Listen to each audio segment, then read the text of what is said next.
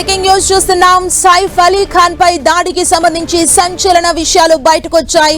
సైఫ్ పై దాడి చేసిన తర్వాత నిందితుడు మహమ్మద్ షరీఫుల్ ఇస్లాం షాజాద్ ఎక్కడికి వెళ్లాడు, ఏం చేశాడు, ఎక్కడున్నాడు, ఎలా దొరికాడు అనే విషయాలు ప్రస్తుతం వైరల్ అవుతున్నాయి. అయితే జనవరి 16న తెల్లవారుజామున 3 గంటల సమయంలో సైఫ్ అలీ ఖాన్ పై దాడి తర్వాత నిందితుడు ఆ రోజు ఉదయం 7 గంటల వరకు బాంద్రాలో ఉన్నాడని పోలీసులు తెలిపారు. బాంద్రాలో ఓ బస్ స్టాప్ లో హాయిగా నిద్రించాడని వెల్లడించారు. నిద్రపోయి తిరిగ్గా లేచి బాంద్రా ఖార్ ప్రాంతంలో తిరిగాడని తెలుస్తోంది. ఆ తర్వాత జుట్టు కత్తిరించుకొని స్నానం చేసి బట్టలు మార్చుకున్నట్లు పోలీసులు తెలిపారు.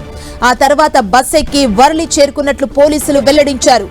బంగ్లాదేశ్ పౌరుడైన మహమ్మద్ షరీఫుల్ ఇస్లాం షాజాద్ భారత్లోకి అక్రమంగా ప్రవేశించాడు. ఆ తర్వాత తన పేరును బిజోయ్ దాస్ గా మార్చుకొని 6 నెలల నుంచి ముంబైలో నివాసం ఉంటున్నట్లు పోలీసులు తెలిపారు. నేరం చేయడానికి 15 రోజుల ముందు థానేకొచ్చాడు. కొన్ని రోజుల పాటు హౌస్ కీపింగ్ ఏజెన్సీలో పనిచేశాడు. అయితే అత్యవసరంగా డబ్బు అవసరం ఉండటంతో దోపిడీకి పాల్పడి బంగ్లాదేశ్ కు పారిపోవాలని ప్లాన్ చేసి సైఫ్ పై దాడి చేశాడని పోలీసులు తెలిపారు.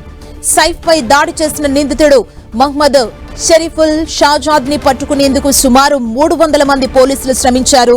ఈ గాలింపులో దాదాపు 600 సీసీటీవీ కెమెరాలను క్షుణ్ణంగా పరిశీలించారు. సైఫ్ అలీ ఖాన్ ఇంటి బయట ఉన్న కెమెరాలను గమనించారు. Linking road, Bandra station, Dadar, Worli వైపు వెళ్లే సీసీ కెమెరాల ఫుటేజీని పరిశీలించగా నిందితుడు దృశ్యాలు తానే వైపు వెళ్లినట్లుగా ఈ కెమెరాలో రికార్డ్ అయ్యాయి.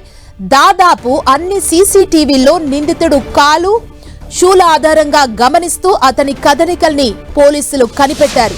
చివరికి ఖార్లోని నేషనల్ కాలేజ్ సమీపంలో నిందితుడు ముఖానికి సంబంధించిన దృశ్యాలు క్లియర్ గా రికార్డ్ కావడంతో అతన్ని పోలీసులు గుర్తించారు. అయితే నిందితుడిని పట్టుకోవడంలో యూపీఐ పేమెంట్ కీలకంగా మారినట్లు తెలుస్తుంది. నిందితుడు మహమ్మద్ పరోటా వాటర్ బాటిల్ కొనుగోలు చేసినట్లు సమాచారం.